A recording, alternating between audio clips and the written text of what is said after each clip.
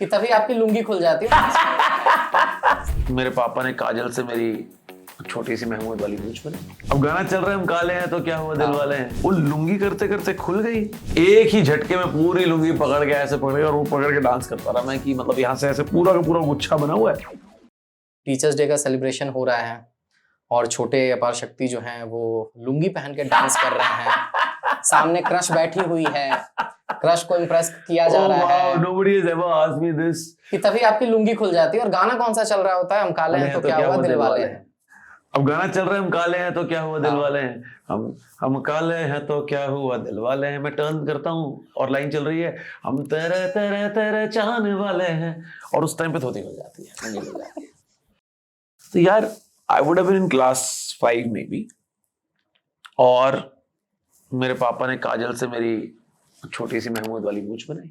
अच्छा हाँ। तो मैं स्कूल भी पहले ऐसे एंटर किया बिकॉज मेरे को लग रहा था कि यार बच्चे आसपास क्लास के बॉयज छेड़ेंगे, स्कूल के जो दोस्त हैं, और गर्ल्स को मैं देखूंगा तो एम्बैरेसिंग होगा। तो मैंने पहले, और ऊपर से let be a surprise you know that this is what I am gonna do something today. So teachers day की परफॉर्मेंस थी और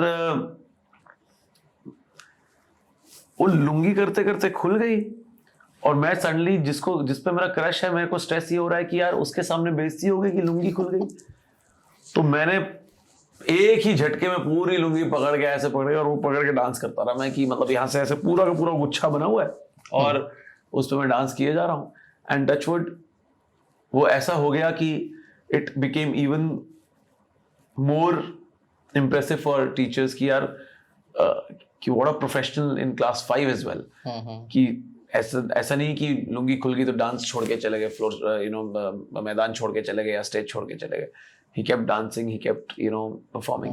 So I think वहां से आपको कुछ नया कॉन्फिडेंस, कुछ नई चीजें सीखने को मिलती है कि अच्छा ये करना होता है, ऐसे इम्प्रोवाइज करना होता है, ऐसे गिव अप नहीं करना होता।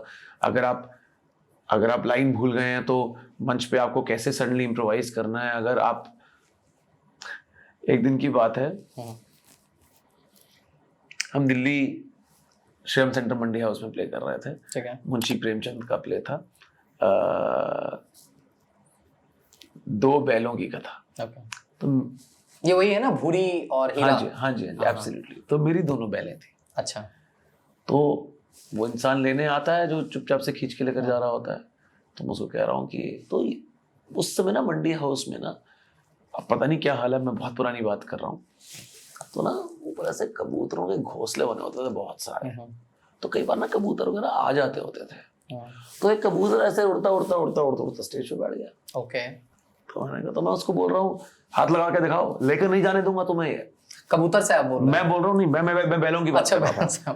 तो जैसे हाथ लगा के दिखाओ तुम मेरी बैलों को, लेकर जाके दिखाओ, है ऐसे बोल रहा हूँ मैं उसको, और वो कबूतर आया ऐसे बैठ गया। बैल के कबूतर तक नहीं लेके जाने दूंगा।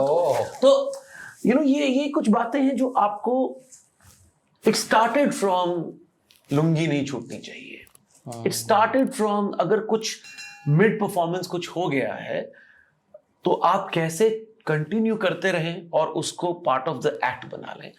आई think that's something which only comes with experience, only comes with homework, only comes with right guidance, and only comes with working with right people. So एक 5वीं कक्षा का छात्र कट टू एक रेडियो जॉकी जो साथ साथ थिएटर भी कर रहा है दिल्ली में, ये जर्नी आपको बहुत कुछ सिखाती है, प्रिपेयर करती है बिगर स्टेज के लिए। सो आई थिंक ये सारी चीजें ऐसी हैं जो जिसने मुझे हेल्प किया है आगे इवेंचुअली एक बेटर एक्टर बनने के लिए, अवेयर रहने के लिए कि किस टाइम पे क्या चल रहा है क्या नहीं। Thank you for watching this full clip, और मैं आपसे वादा करता हूं कि इसका फुल पॉडकास्ट भी देख के आपको काफी मजा आने वाला है। Link in the description.